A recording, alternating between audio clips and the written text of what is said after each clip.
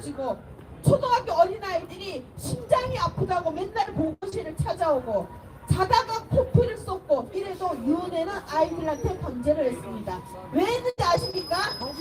유은혜 아들이 마스크 공장을 했습니다. 유은혜 아들이 마스크 공장을 했습니다. 자신들의 카르텔을 위해서 국가 예산을 가지고 국민의 신체의 자유를 착취하는 이 어마무시한 이 공산당 같은 쓰레기들이 또다시 집권한다 그러면 여러분 이재명이 집권하면 문재인보다 더 악랄하지 않겠습니까? 더 악랄하지 않겠습니까? 이재명이 자기가 현재 수사받는 선거법에 대해서 위헌 제청을 했습니다. 이재명이 위헌 제청 내기 2주 전에 어느 의원님께서 유튜브에 그 말을 하더라고요. 문형배랑 이재명이 친구인데 사석에서 만나갖고 그 선거법 위헌 만들어주마라고 재판 거래를 하고 있다라는 얘기를 했습니다. 딱 그 얘기가 끝난 뒤 2주 뒤에 이재명이가 자기 재판에 대해서 위헌 제청을 했습니다. 그러면서 이재명이가 뭐라 그랬느냐, 내가 대통령이 되면 내가 받는 모든 수사를 중단하고 그 법을 관련 법을 개정하겠다라고 했습니다. 이게 얼마나 무서운 얘기인지 아십니까 여러분? 이재명이가 우리가 농담삼아 정가사범 잡범이라고 하죠. 그런데 이재명은 간통죄가 없어졌으니까 정가사범이지 간통죄가 있으면 정가오범입니다. 그렇지 않습니까? 이재명이 어디에 대해서 유죄를 받았습니까? 음주운전 2번. 자, 이재명이 대통령 되면 음주운전 처벌하는 거 법 개정하겠습니까? 안 하겠습니까? 합니다. 자, 그러면 우리나라 직업 대리기사들 다 사라집니다. 여러분들이 술을 2차, 3차, 4차 마시고 빨라빨라 돼갖고 저승사자를 몰라볼 정도로 마셔도 여러분 운전해도 됩니다.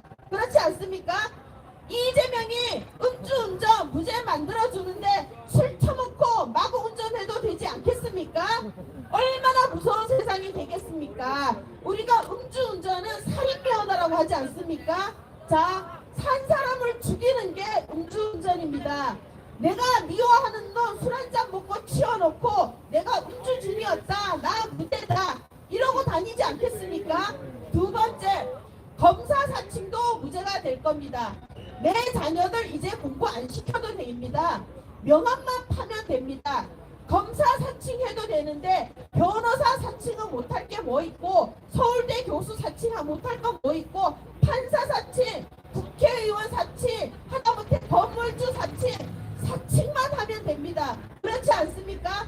세상이 악이 규악이 될 것입니다. 그리고 이재명이 간통죄도 이제 무죄가 됐는데 그 전에는 여배우만 따먹고 돌아다녔지만 이제는 옆집 딸 안 따먹으리라고 누가 보장합니까? 이재명이 옆집 딸 따먹다가 저항하면 저기 성남시에 있는 Q병원에 그 집 식구들 다 앉혀넣으리라고 누가 보장합니까? 이재명은 지형도 쳐넣으려고 했고 김사랑 시인도 자기 비리 얘기한다고 부모 동의까지 위조해갖고 쳐넣었는데 자, 작년에 정신건강법이 개정이 되었습니다. 뭐라고 개정이 되었느냐, 정신병원에 쳐넣으려고 하면 보호자 동의가 있어야 되는데 작년에 개정된 법에 의하면 보호자 동의가 없어도 가능합니다. 경찰이 끌고 가서 쳐넣을 수도 있고 119 구급대원이 끌고 가서 쳐넣을 수도 있고 교사가 신고하면 그냥 쳐넣을 수도 있고 세상이 미쳐 돌아갑니다.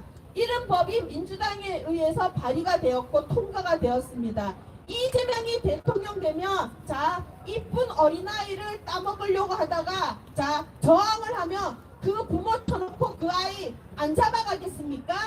안 잡아가겠습니까? 그리고 이제는 장기도 털어가는 법이 발의되었습니다. 부모나 자신의 동의 없이도 내 장기를 떼가는 법이 발의가 되었습니다. 그게 통과되면 자, 내가 필요한 장기가 누가 갖고 있으면 차로 치워놓고 치료한다고 응급실에 넣어놓고 장기 안 털어가겠습니까? 우리의 상상이 상상으로만 끝나겠습니까? 저는 너무나 두렵고 의심스럽습니다.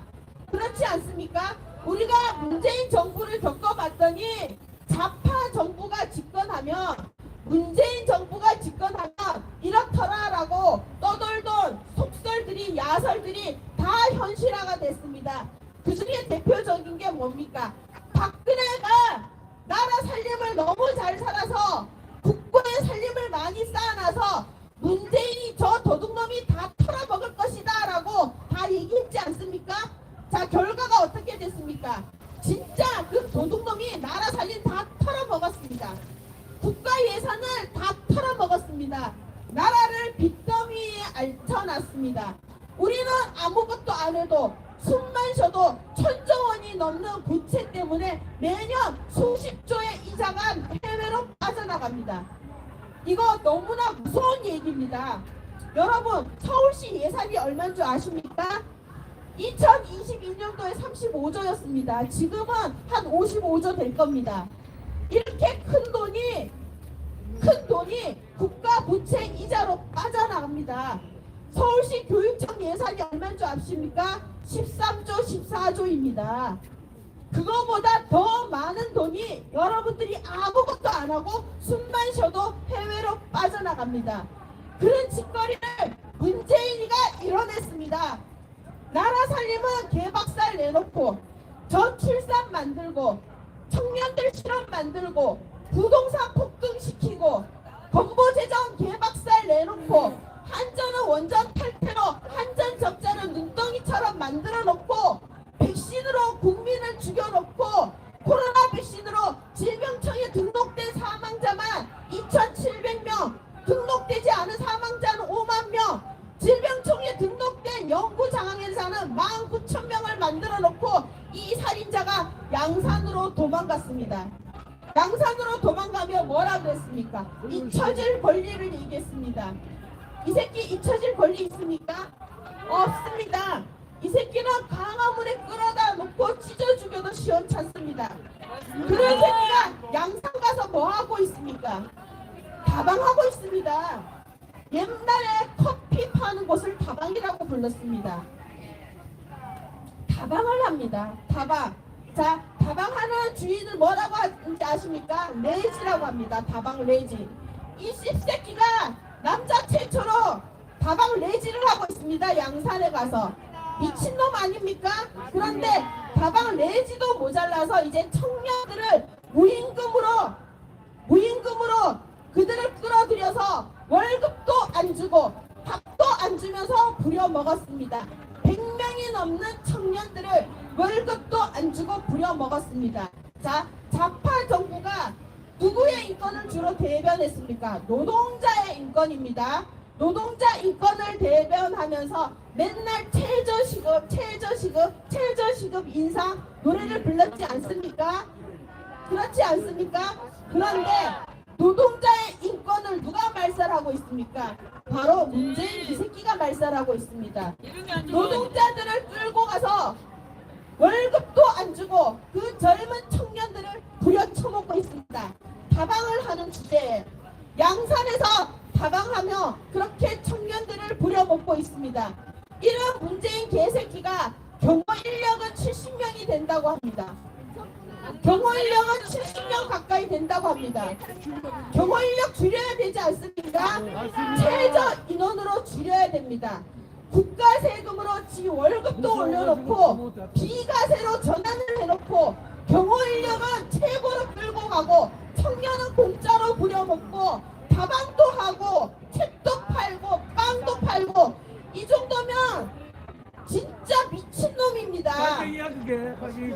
미친놈입니다.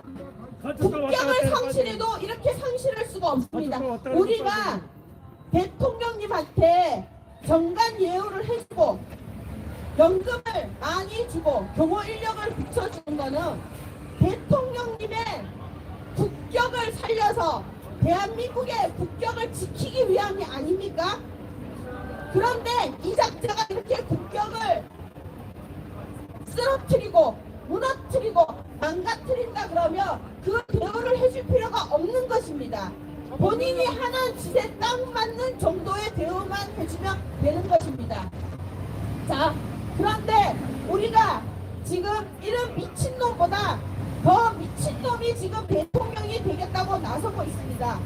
이재명이 이재명이 대통령 되면 국가 부채는 1,000조가 아니라 2,000조가 넘어갈 것입니다. 왜? 자, 이재명이가 제일 잘하는 거 있죠? 공짜 돈 주는 거. 공짜 돈 주는 거. 자, 무능한 놈이 정치를 하다가 국민이 불만이 쌓이면 뭐 하겠습니까? 자, 너희 돈 줄게. 1인당 100만 원 줄게. 자, 100만 원 줘봤는데 불만이 안 없어져. 그 다음에 200만 원 줄게. 그러지 않겠습니까? 그러지 않겠습니까? 내 돈도 아닌데 일단 쓰고 보자. 나라가 망하든지 말든지, 망하면 나라가 망하지 내가 망하냐. 그게 바로 이재명의 마인드입니다. 그런 놈이 대통령 되면 무능한 놈이 이제 공짜로 돈 뿌려대고, 그리고 TV 선전, 자기 자화자찬, 일본이란다 북한의 김정은처럼 자기 칭송 방송만 만들어내면서 본인의 인기를 유지하려고 할 것입니다. 국민의 불만을 선정과 공짜 돈으로 무마하려고 할 것입니다. 나라 베네수엘라로 가는 직행 열차를 타게 됩니다. 이재명이 나라에 대한 애국심이 있습니까? 없습니다. 이재명은 오로지 본인밖에 없습니다. 그런 이재명이 대통령 되면 여러분, 이재명이 자신이 퇴임하면 죽을까봐 자, 영구 집권하려고 법 안 바꾸겠습니까? 영구 집권하려고 법 안 바꾸겠습니까?